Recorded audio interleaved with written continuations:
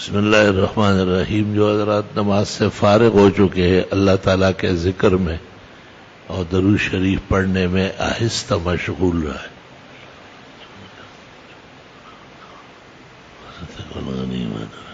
الحمدللہ رب العالمین وصلی اللہ وسلم علی رسول الکریم ونبی الامین وعلی آلہ واصحابہ اجمعین. اما بعد فلما سئل رسول اللہ صلی اللہ علیہ وسلم عن التضحیہ قال هي سنة ابیکم ابراہیم ولکم على كل شعرة منها وعلى كل قطرة دم منها حسنة او كما قال كما اخرجه اصحاب الصحاح. قربانی کے ایام ہیں. ایک مسلمان صاحب نصاب جس کے پاس 52.5 تولے چاندی یا اس کے برابر نقدی سکرائے الوقت یا اتنا ساز و سامان موجود ہے، فقہاء نے اس میں توسع فرمائی، اس پر ایک قربانی واجب ہوگی. اگر کئی لوگ اکٹھے ہیں اور ان کو اختیار تصرف مال خرچ کرنے کا اور گھر بار چلانے کا نہیں ہے، کسی ایک بڑے کے تابع ہے، پھر وہ ایک ہی گھر سمجھا جائے گا اور ایک ہی قربانی واجب ہوگی. اور اگر کئی افراد ہیں اور سب اپنے اپنے موڑی کے مالک ہیں، پونجی کے، کمانے میں بھی اور رکھنے میں بھی اور خرچ کرنے میں بھی اختیار رکھتے ہیں، تو اولا اور افضل یہ ہے کہ علی کل فرد منہا تجب الاضحیہ، ہر فرد پر ایسے صاحب نصاب پر قربانی واجب ہوگی. قربانی مینڈے کی ہو یا بکرے کی ہو یا گائے بھینس اور اونٹ میں 7واں یا 5واں یا 6واں حصہ ہو، قربانی ہو جائے گی. خوبصورت اعلیٰ اور اچھے جانور کی قربانی اعلیٰ، عمدہ اور افضل ہے. لاغر، کمزور، ناتوان کی قربانی ہو تو جائے گی لیکن مال کراہیت. اب فقہاء کہتے ہیں جو جانور ایسا بیمار ہو یا لنگڑا ہو یا معذور ہو کہ قربان گاہ تک نہ جا سکے، اس کی قربانی نہیں ہوگی. قربانی میں 7 آدمی شریک ہے اور ایک کی بھی کسی وجہ سے قربانی صحیح نہیں نکلی تو 7 کے 7 قربانیاں فاسد اور باطل ہو جائے گی. قربانی میں تجزیہ نہیں ہے. جیسے غلطی سے 8 آدمی شریک ہوئے، قربانی کے وقت گن لیا تو گائے میں یا بھینس میں یا اونٹ میں بجائے 7 کے 8 آدمی نکلے، تو قربانی میں ہر فرد کا کم از کم 7واں یعنی صبح واجب ہونا ضروری ہے. اور جب آدمی 8 ہو گئے تو ہر ایک کا سمن آ گیا، صبح نہیں رہا. لہذا 8 کے 8 یا 7 کے 7 سب کی قربانی نہیں ہوئی. غلط، باطل اور دوسرا جانور اس کی جگہ لے کر 7 آدمیوں کی قربانی کی جائے گی، ایک کو علیحدہ کر لیں. قربانی میں غلطی اور آمد برابر ہے. کبھی جانور نیچے کھڑے ہیں اور اینڈ ٹائم پر کسائی کو یا کاٹنے والے کو مغالطہ ہوا. فقہاء نے لکھا ہے کہ چونکہ نیت سب کی قربانی کی ہے تو یہ اپنے جانور اس کو پیش کرے اور اس کا اس نے کاٹ دیا، قربانی ہو جائے گی. قربانی میں جس طرح قربانی کی نیت ہے اس طرح ثواب کے طور پر بھی اگر کوئی شریک ہوا کہ میں نفلی یا ثوابی قربانی رکھتا ہوں یا اپنے مرحومین گزرے ہوئے مسلمانوں کے لیے ثوابی قربانی پکڑی، درست اور صحیح ہے۔ قربانی میں نیت تقرب کی ضروری ہے۔ اگر کسی نے ویسے شوشا کے طور پر یا گھر کی ضرورت کے لیے گوشت کے انتظام کے لیے قربانی میں حصہ پکڑا تو صرف اس کی نہیں، بقیہ قربانی ابھی سب مردار ہو گئے۔ سب کے لیے ضروری ہے کہ علی وجہ القربت، ثواب کی نیت سے قربانی ہو۔ اگر کسی نے ولیمے کے لیے انتظام کیا کہ بھئی 2-4 حصے میں ولیمے میں ڈالوں گا، یا بیٹے یا بیٹی کا عقیقہ باقی تھا اور اس نے کہا کہ 2 حصے یا 1 حصہ میں عقیقے کے طور پر قربان کروں گا، تو فتاوی عالمگیری جلد 5 میں لکھا ہے کہ یہ درست ہے، کیونکہ ولیمہ اور عقیقہ بھی تقرب ہے، ثواب کے ابواب ہے، امور ثواب ہے۔ لہذا ایسا جانور جو 7 آدمی کاٹ رہے یا 5، 7 سے کم 6 بھی ہو سکتے ہیں، 4 اور 2 بھی ہو سکتے ہیں۔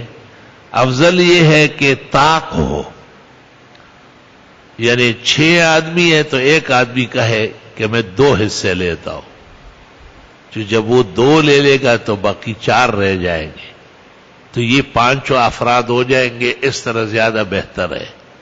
اور اگر ایسا نہیں ہوا اور ایک ایک فرد مل کر کے 6 نکلے تب بھی قربانی میں حرج نہیں ہے۔ تجوز الستہ فتاوی شام میں لکھا ہے کہ 6 آدمی بھی قربانی میں شریک ہو سکتے ہیں۔ قربانی افضل اور بہتر تو مینڈے کی ہے، وہ دمبا جس کے سینگ نکلے ہوں اور پیچھے چکتی بھی ہو، بہت کم ملتے ہیں، عموماً سینگوں والے کے پیچھے دم ہوتی ہے۔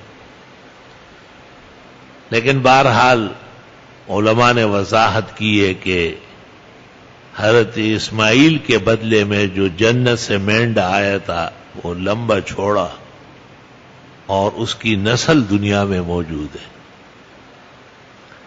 پاکستان کے بعض علاقوں میں نے دیکھے ہیں ایسے مینڈے۔ مستونگ میں نے ایک ریوڑ دیکھا تھا، سب وہی تھے۔ اس زمانے میں توفیق نہیں تھی، ورنہ سب خریدنے کے تھے۔ 1 لاکھ روپے کے قریب کا ایک مینڈا ملتا ہے، وہ 6 فٹ لمبا ہے اور 3 یا 4 فٹ چوڑا ہے، بالکل جیسے گائے کی شکل کا ہے، بھینس کی طرح نشانیوں والے سینگ ہے اور کانوں پر سیاہ ہے اور ہاتھ پیر بھی سیاہ ہے۔ حدیث میں ہے یمشی فی سواد ویجلس فی سواد، چلنے کی جگہ اور بیٹھنے کی جگہ کالے ہیں۔ جناب رسول اللہ صلی اللہ علیہ وسلم نے پسند فرمایا ہے۔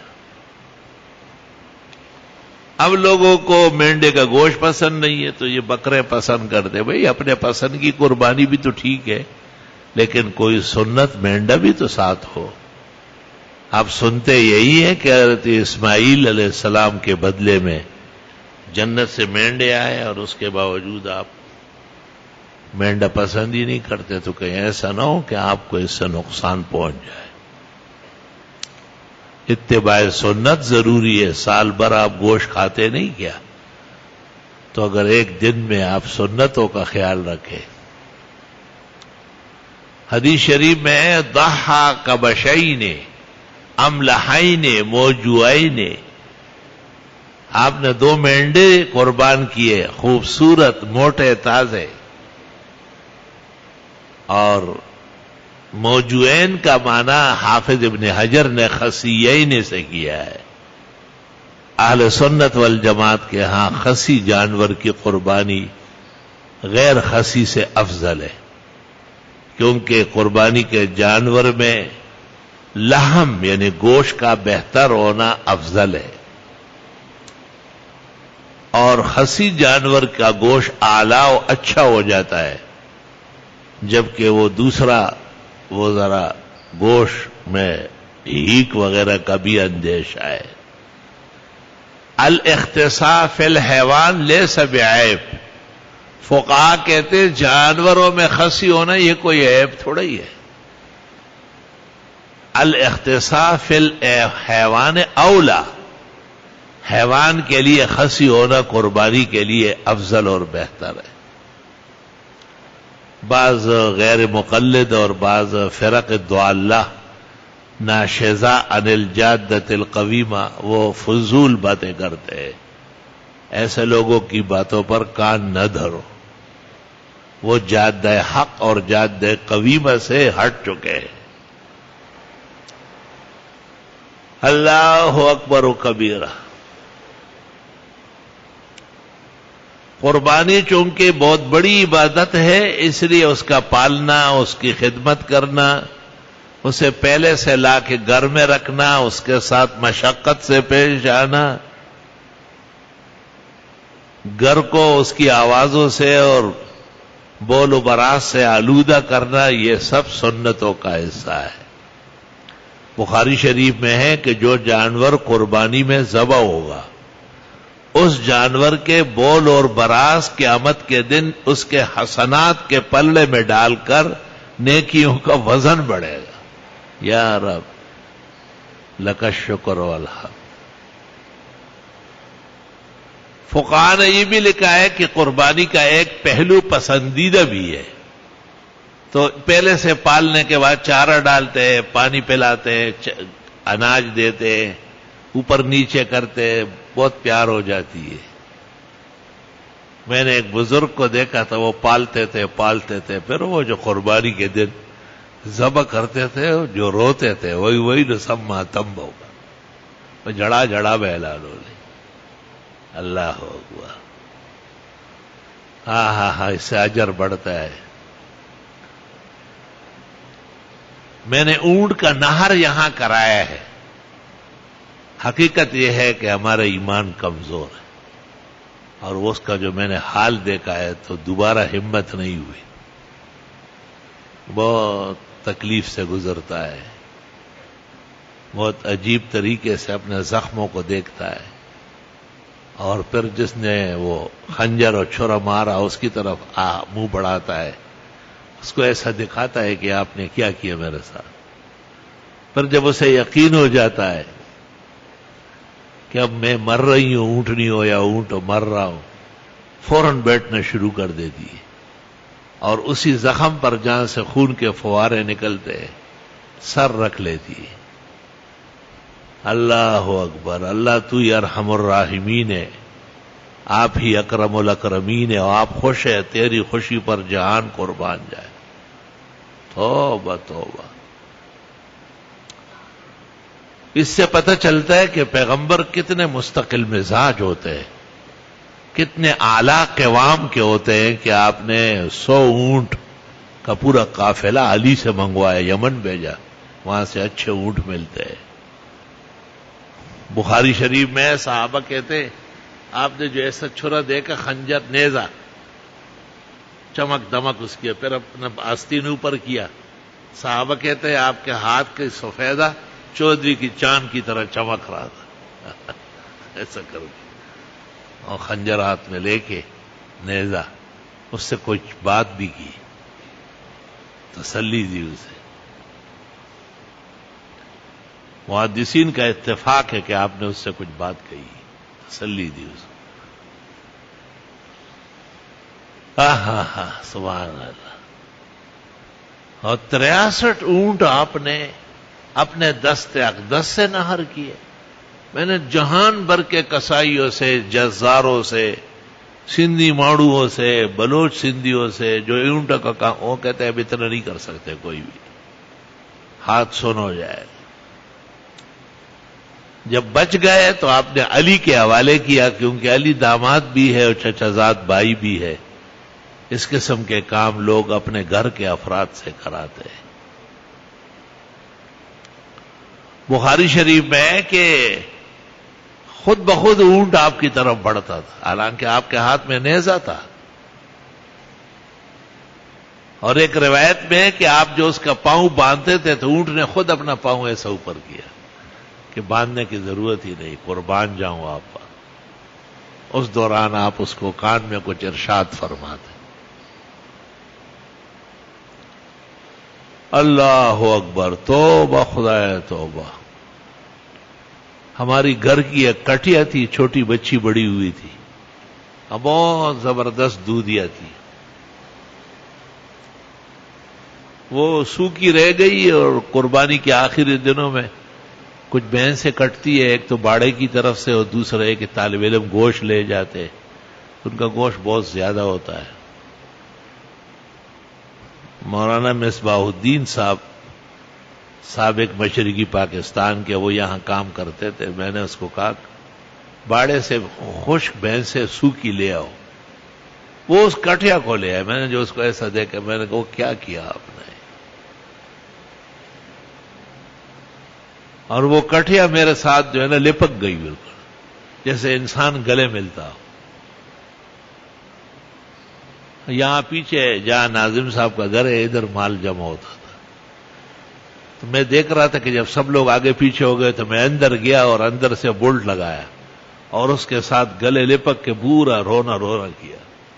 میں نے کہا میں تو آپ کو نہیں کٹواتا تھا، لیکن آپ کو لے کے آیا ہے غلطی سے، اب واپس کرنا قربانی کے آداب کے خلاف ہے۔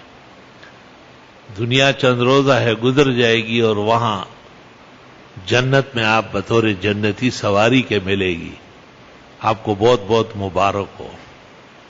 لیکن یہ جملے اور فکرے ایسے تھے کہ پوچھو نہیں، چاروں طرف سے لوگ حیران ہو رہے تھے کہ مولانا اندر زار و قطار رو رہا ہے۔ بہت زیادہ لاڈلی کٹیا تھی ہماری، میری تاریخ میں ایسی میں نے نہیں دیکھی۔ بہت کہاں مولانا مصباح الدین نے اور ساتھیوں نے کہ 2 لے آئیں گے، میں نے کہا 10 بھی ہو تو یہ جائے گی، یہ اسماعیل کے منزلت کے منافی ہے۔ بس تو ہو گئی، طے شدہ تکوین کی طرف سے اللہ نے مقرر کی۔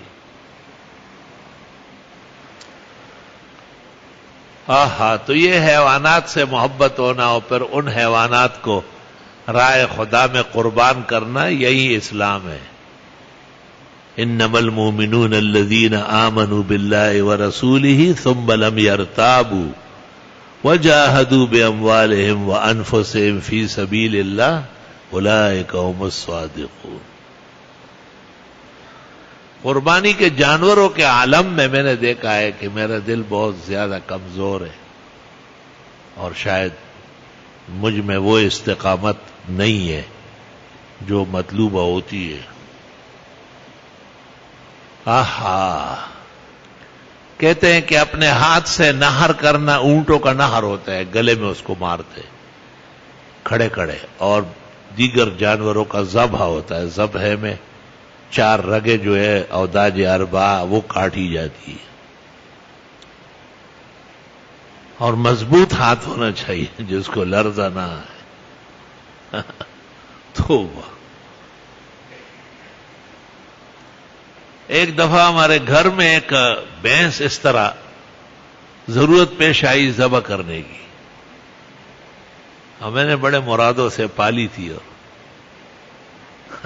میں باہر آیا طالب علموں سے، ہمارے طلباء بھی تو عجائب زمانہ ہوتے ہیں، اب ان کو کچھ آتا بھی ہے تو ڈر کے مارے کہتے جی میں نے کبھی نہیں کیا۔ جب میں گھر گیا تو محمد انور شاہ کی والدہ نے چھرا پھیرا تھا، بسم اللہ اللہ اکبر کر کے اس نے کہا مجھے پتا ہے آپ کا دل نرم ہے، آپ اپنے جانور اپنے ہاتھ سے کہاں کاٹتے، مردار ہو جاتی۔ حلال جانور کا مردار ہونا سانحہ ہے، سانحہ ہے۔ چنانچہ ہماری گائے بھینسوں کا باڑا ہے، 800,000 جانور ہے، ان کو یہی کہا ہے کہ دیکھو موت اور حیات اللہ کے ہاتھ میں ہے، جان صرف اس کی ہے، اسی کے تصرف میں ہے۔ اگر آپ کے ہوتے ہوئے یہ مردار ہو گئی نا تو یہ سانحہ بہت خطرناک ہوگا، اور اگر آپ کے ہاتھ سے ذبح ہو گئی تو قیمتی ہو گئی۔ ہاتھی زندہ تھا تو 1,00,000 کا تھا، گر گیا تو 1,00,000 کا ہو گیا۔ ہاں سبحان اللہ، واہ بھائی واہ۔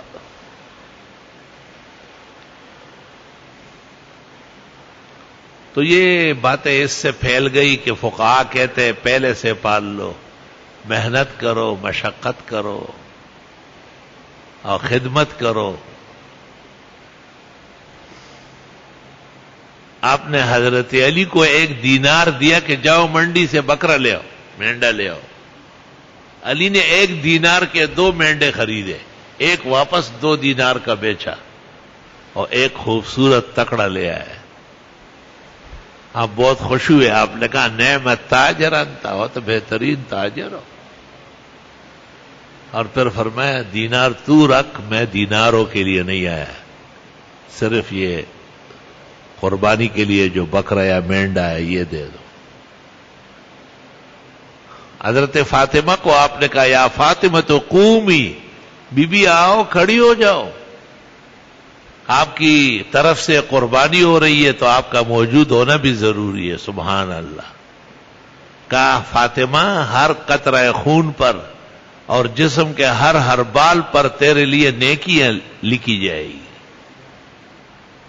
فاطمۃ الزہرا خاتون جنت سیدۃ النساء اہل الجنہ، باقاعدہ قربانی کے وقت خود آئی اور حضرت نے کہا یہ چھرا تو اٹھا کے مجھے دے۔